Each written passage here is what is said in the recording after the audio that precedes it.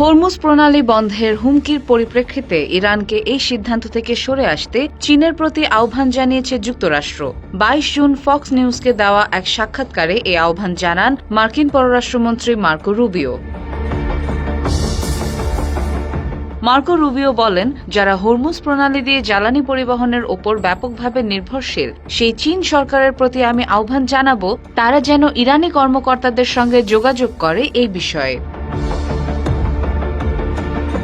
এর আগে ইরানের পারমাণবিক স্থাপনায় যুক্তরাষ্ট্রের হামলার পর পাল্টা প্রতিক্রিয়া হিসেবে হরমুজ প্রণালী বন্ধ করে দেওয়ার হুঁশিয়ারি দেন ইরানের কয়েকজন শীর্ষ কর্মকর্তা।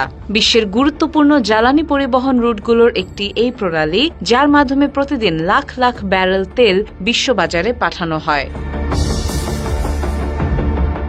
এই প্রেক্ষাপটে মার্কো রুবিও হুঁশিয়ার করে বলেন, হরমুজ প্রণালী বন্ধ করা ইরানের জন্য আরেকটি ভুল সিদ্ধান্ত হবে। এটি পুরো অঞ্চলের উত্তেজনা আরও বাড়াবে। এই ধরনের পদক্ষেপ ইরানের জন্য হবে অর্থনৈতিক আত্মহত্যা।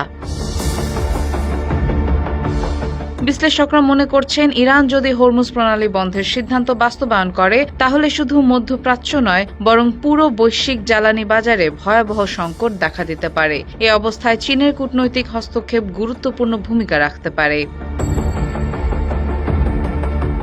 ডেস্ক রিপোর্ট, দৈনিক নেত্রকোনা।